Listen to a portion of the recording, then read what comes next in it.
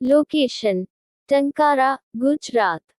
दिनांक the 12th of February। दूर दक्षिणपंथी प्रभावशाली गौतम खट्टर ने एक कार्यक्रम में मुसलमानों और ईसाइयों के खिलाफ भय और नफरत फैलाई, जिसमें राष्ट्रपति द्रौपदी मुर्मू मुख्य अतिथि के रूप में उपस्थित थी। एक दिन पहले प्रधानमंत्री नरेंद्र मोदी ने इस कार्यक्रम को वर्चुअली संबोधित किया था। यह कार्यक्रम आर्य समाज द्वारा अपने संस्थापक महर्षि दयानंद सरस्वती की 200 जयंती के अवसर पर आयोजित किया गया था। हिंदू, मुस्लिम, सिख, ईसाई आपस में है भाई भाई, ईश्वर अल्लाह तेरो नाम, ये हमको हिंदू ने ही हमेशा गाया। ये गीत कभी भी मस्जिद और मदरसों से सुनने में नहीं आया। जितने भी दुनिया के लोग सभी मुसलमानों को, ईसाइयों को अपना भाई बताते हैं और भाईचारे की, सेकुलरिज्म की बीन बजाते हैं, उनको ऋषि दयानंद का सत्यार्थ प्रकाश पढ़ना चाहिए। सत्यार्थ प्रकाश में ऋषि दयानंद वो दुनिया के पहले महापुरुष हुए, पहले युग प्रवर्तक हुए, पहले महामानव हुए, जिन्होंने डंके की चोट पर 14वें समुल्लास में इस्लाम के दुर्चरित्र को खंडित किया। पहले हम लोग भ्रमित थे, हम उन्हें भाई मानते थे, लेकिन वो लोग दिन में 5 समय जब अपने मस्जिदों से आजान देते थे, ये नारा लगाते थे, कहते थे ला इलाहा इल्लल्लाह मुहम्मदुर रसूलुल्लाह, अशहदु अल्ला इलाहा इल्लल्लाह व अशहदु अन मुहम्मदन अब्दुहु व रसूलुहु। हम रोज सुनते हैं, आज भी सुनते हैं, हर मदरसे से, हर मस्जिद से यह आवाज आती है, लेकिन हम इस बात का अर्थ नहीं जानते।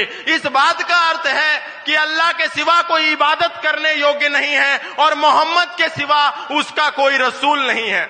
ना सिर्फ ये बात वो कहते हैं, जब आप राम जी की शोभा यात्रा को लेकर के उनकी मस्जिदों के बाहर से निकलते हैं, तो आपके ऊपर पत्थर बरसा करके ये बात को सिद्ध करते हैं कि अल्लाह के सिवा कोई इबादत करने योग्य नहीं है, इसीलिए तुम इस देश में राम की शोभा यात्रा नहीं निकाल सकते।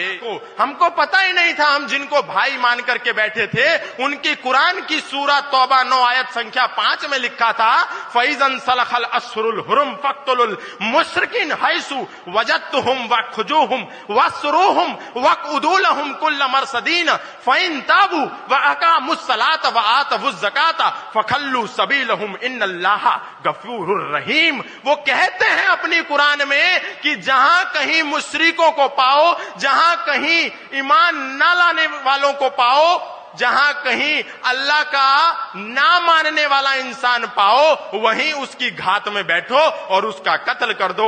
और हम अपने मंदिरों में कहते रहे ईश्वर अल्लाह तेरो नाम, ईश्वर अल्लाह तेरो नाम। लेकिन वो क्या कहते हैं? वो कहते हैं कातिलुल लज़ीना ला युमिनूना बिल्लाहि वला बिल यौमिल आखिर वला युहर्रिमूना मा हर्रमल्लाहु व रसूलहु वला यदीनूना दीनल हक़्क़ मिनल लज़ीना ऊतुल किताबा हत्ता युअतुल जिज़यत अन यदिव्वहुम सागिरून।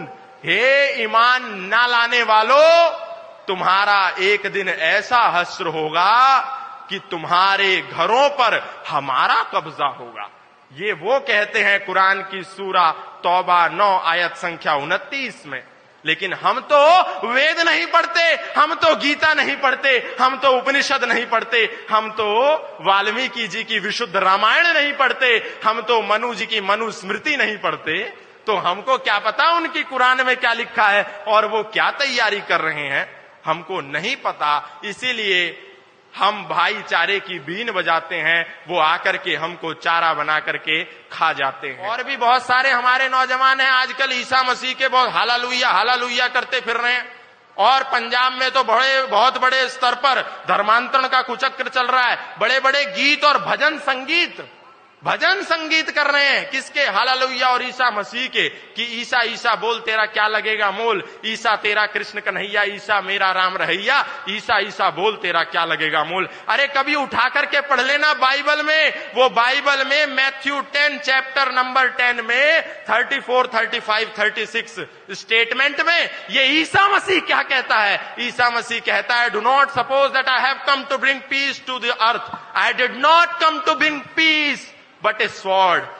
I come to turn a man against His father, daughter against her mother, and daughter-in-law against her mother-in-law. Man's enemy will be the member of his own household.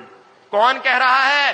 वो ईसा मसीह कह रहा है जिसको तुम प्रभु का बेटा मान करके बैठे हो। वो ईसा मसीह कह रहा है अपनी बाइबल में कि ये मत समझो कि मैं इस धरती पर शांति का पैगाम लेकर के आया हूं। मैं तो इस धरती पर तलवार चलाने आया हूं। मैं इस धरती पर एक बेटे को अपने पिता से जुदा करने आया हूं, एक बेटी को अपनी मां से जुदा करने आया हूं, एक सास को अपनी बहू से जुदा करने आया हूं। हम उस ईसा मसीह को भगवान मान करके बैठ गए हैं और हमारे घरों में नौजवानों के गले में क्रॉस का लॉकेट आ गया है। आप संकेत समझिए और अपने उन युवाओं को सही रास्ता दिखाइए और उनको गले से लगाइए और ऋषि दयानंद का Satyarth Prakash, the light of truth, अपने नौजवानों तक पहुंचाइए।